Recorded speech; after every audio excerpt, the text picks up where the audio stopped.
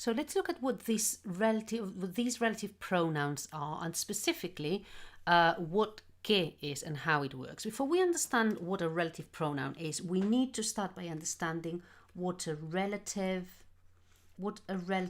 clause is. Okay, what a relative clause is. And I would describe a relative clause as something like a little sentence within a bigger sentence.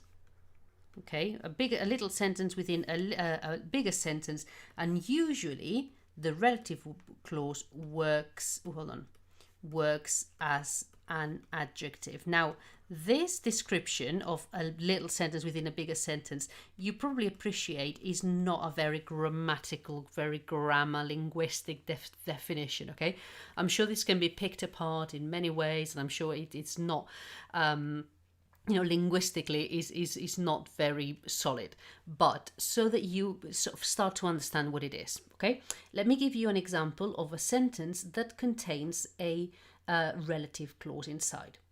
So I could say, in English, I could say something like, the woman who lives next door, the woman who lives next door is old. Okay, the woman who lives next door is old. Now, in this sentence, we have one of these sort of sentences within a sentence.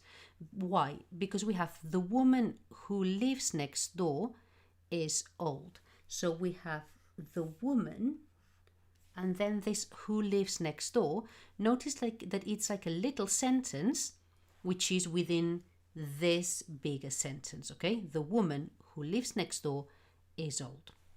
And this who lives next door is acting as a bit like an adjective. Okay, it's telling you something about the woman. It's qualifying the woman, it's explaining who this woman is. It's basically doing the function that an adjective would do. Okay, so this little sentence, we call this a relative clause.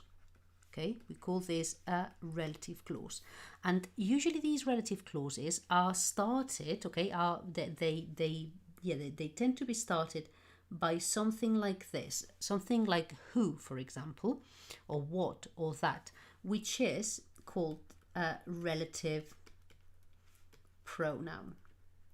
Okay, it's called a relative pronoun, and it's relative pronoun because it works in relation to what comes after. Okay, so in a way, the relative pronouns they work in relation to what comes after. Sorry, did I say comes after? I mean comes before. Okay, in this case, who is referring to the woman, and of course they will play a role themselves in the little sentence as well. Okay, so this is what relative pronouns are. We could have a different sentence. Let me give you another example with a different relative pronoun. I could have the computer that I bought. The computer that I bought is slow. The computer that I bought is slow. Get thinking, try and think, which is the relative clause? The computer that I bought is slow. So the relative clause is that I bought. The relative pronoun is that, because it starts it is starting the relative clause, and notice it works in relation, it refers to the noun that's got in front, the computer. Okay, there are different relative pronouns both in English and in Spanish, and this is what we're going to be looking. Okay, so in this video specifically, we're going to be looking at this one, at the relative pronoun que. Okay, so que is one of these relative pronouns that start relative clauses, and que, the relative pronoun que, and sorry, I've done the Q in the Spanish way with a little squiggly line at the bottom. Okay, just so that nobody gets confused. Okay, que can be translated. Okay, que in English you would use que in English. You would use que in Spanish, where in English you would say probably that, or who or whom or which. Oh, which. Okay, so if we go back to this sentence here, okay, we go back to this sentence here. The woman who lives next door is old. Okay, so if I put it in Spanish, la mujer, and now I'm going to start the relative clause. Who lives next door? So I use the que. Que vive al lado is old, es vieja o es mayor. Okay, so I have exactly the same as in English. I have que vive al lado is my relative clause, and this que refers to mujer. Okay, so I have in this case a que, which in English you would probably translate for who, and in English, in Spanish, I use que. Okay, if I look at the other example, the computer that I bought is slow. I would have in Spanish el ordenador que compré es lento. El ordenador que compré es lento. So I have que compré. Here I have my relative clause. Que, here I have my relative pronoun. And this relative pronoun is referring to ordenador. Okay, and notice that whether it refers to a person, and in this case a feminine, a female, or whether it refers to a thing and a masculine word, the que does not change. Okay, so that's it. And by the way, here you could have the computer which I bought is slow. Still in Spanish, it would be que. Okay, so notice. It's an extremely useful pronoun, this que. Now there is one thing that you really need to be aware of, okay, and need to bear in mind, and it is sentences like this.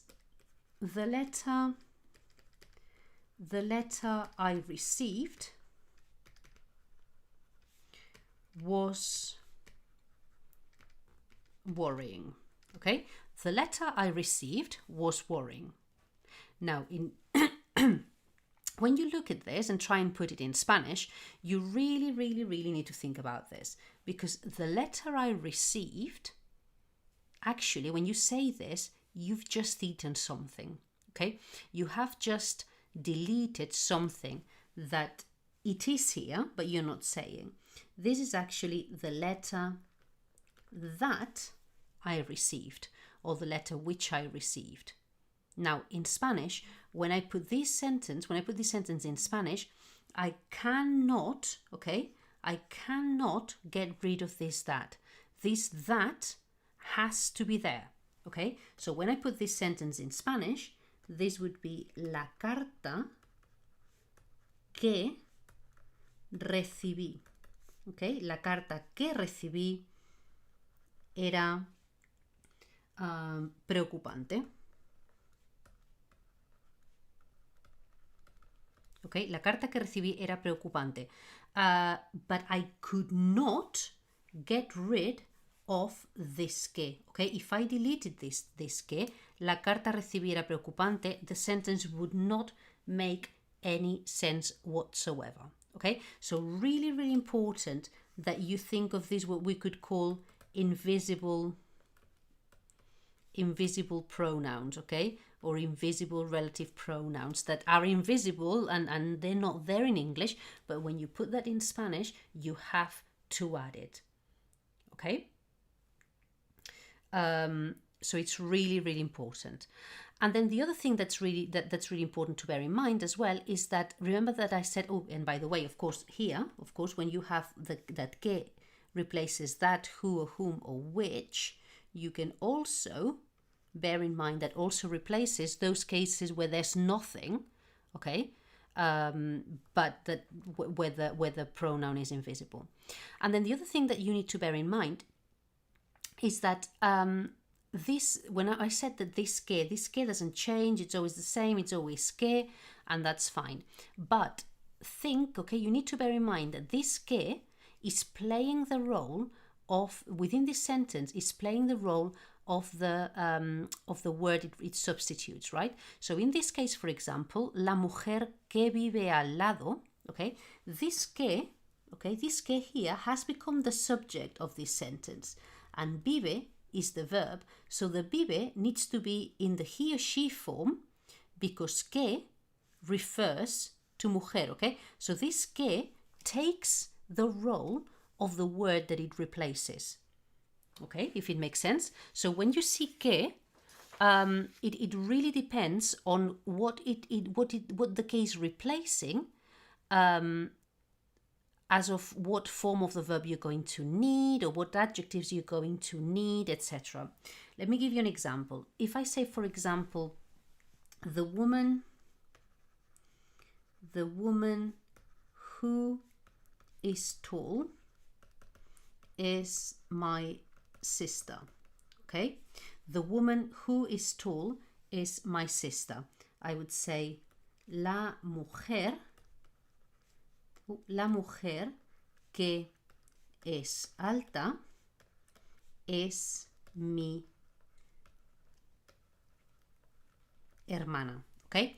And notice that in this case, for example, I need the es in the he or she form because the que is referring to mujer, which is he or she. And also I need alta in feminine because what I'm talking about is mujer. So alta needs to be in the feminine singular form. If instead of the woman who is tall is my sister, I had the women who are tall are my sisters, okay? In that case, I would have las mujeres que son altas son mis hermanas, okay? And in this case, what I have is that this que is referring or is replacing mujeres, plural. So when I use the verb, then I have to use the verb in the they form because this que has now become las mujeres, not la mujer. And when I use the adjective that refers to them, I have to use altas in the feminine plural because again, this que is replacing mujeres and not just mujer. Okay, so do bear in mind that this que is taking the role of the word that it's replacing, and it's taking this role for all to all effects. Okay, so when it comes to the verb, with the verb agreement, but also things like adjective agreement. Okay, so really, really, really important to bear in mind. Okay, so once you start using que, you realize that actually it will be probably easier than you think. Okay, but yeah, just bear these things in mind, and you'll be great. Okay, see you later.